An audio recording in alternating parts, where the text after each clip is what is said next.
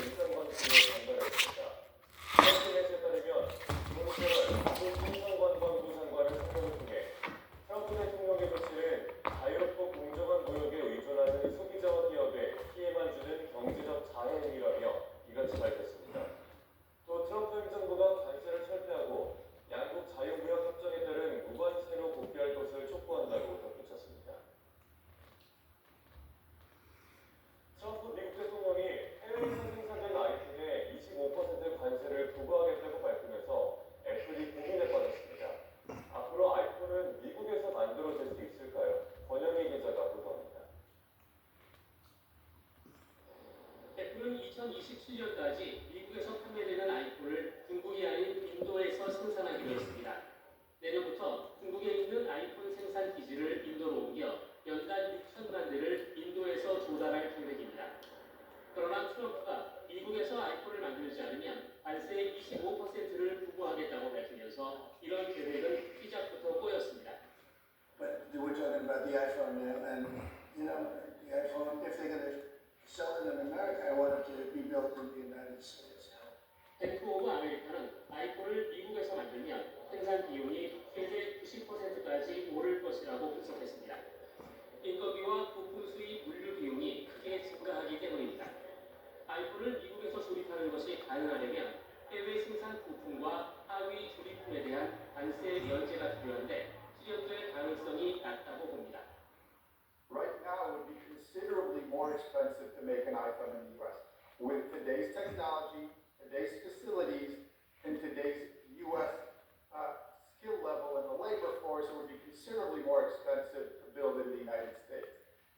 애플이 인도를 선택한 이유는 코로나19 혼란, 중국의 인건비 상승, 이중 갈등 때문입니다.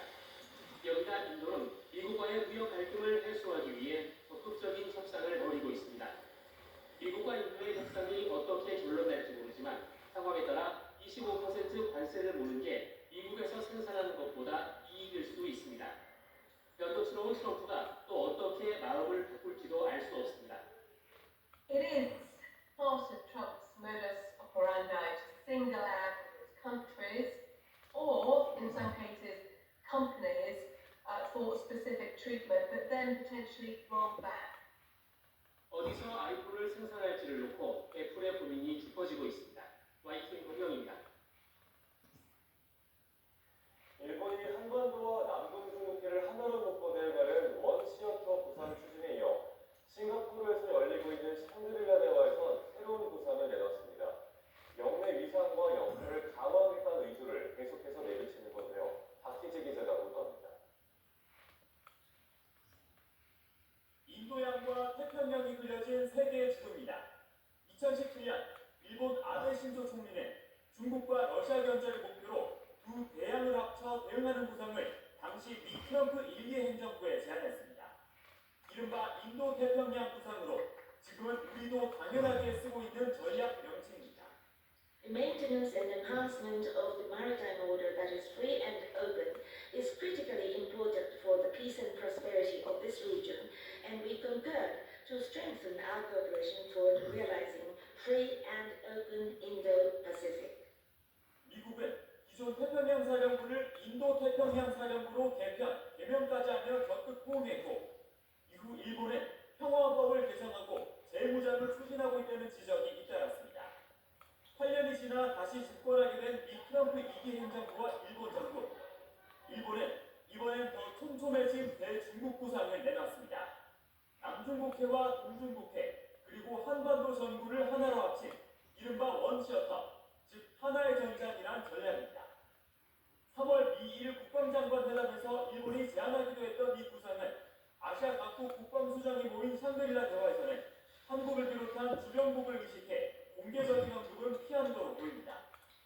다만 이번 샹그릴라 대화에서 낙하산 이긴 일본 방위상은 원셔터 대신 비슷한 가치를 공유하는 나라 간 단일 협력체 오션을 처음 제안했습니다. One cooperative effort among the nations. Perspective for in the Indo-Pacific. 중국 견제를 명분으로 한반도가 포함된 원셔터 구상에 미국이 호응할 경우 우리에게도 적지 않은 영향을 미칠 것으로 보입니다. 미군의 역할과 위상이 강화되고 세계 주둔 미군의 전략적 유연성을 빼앗고 있는 미국은 주한미군의 감축을 모색할 수 있습니다. 국방부는 국내 정치 상황 등을 이유로 이번 셔크릴라 대화에 21년 만에 처음으로 장관이 불참했는데 자칫 미일 간 군사 협력 틀 속에서 우리의 목소리가 소외되는 것 아닌지 우려가 일고 있습니다. YTN 김희재입니다. 미국과 일본, 호주, 필리핀 국방장관은 중국이 동중국해와 남중국해에서 불안정을 일으키고 힘으로 현상 변경을 시도하는 조치에 대해 지속적이고 심각한 우려를 표명했습니다. 미 국방부는 현지 시간 30일 피트 헤드세트 국방장관이 싱가포르에서 열린 아시아 안보회의, 이른바 샹그릴라 대화를 계기로 일본, 호주, 필리핀 국방장관과 회의를 열고 이 같은 내용의 공동성명을 발표했다고 밝혔습니다. 이들 4개국 국방장관은 공동성명에서 중국이 남중국해에서 필리핀과 다른 나라들을 상대로 위험한 행동을 하는 것에 대한 우려와 함께 분쟁의 평화적 해결이 중요하다는 데 뜻을 모았습니다. 석유하면 떠오르는 사우디아라비아. 그런데 요즘 중동 최대 산유국 사우디아라비아를 필두로 많은 중동 국가들이 하회석유 시대를 향한 개선론을 추진 중입니다. 기술력과 안정적 운영 능력을 가진 우리 기업들이 발빠르게 현지 진출에 가시적인 성과를 내고 있는데요. 그 현장을 황혜경 기자가 전해드립니다. 사우디아라비아 수도 리야드에서 차로 1시간 반, 사막 한가운데 무작위 수십 대가 모습을 드러냅니다. 섭씨 40도를 훌쩍 넘는 땡볕, 고온 건조한 강풍 속에 터파기 공사가 한창입니다.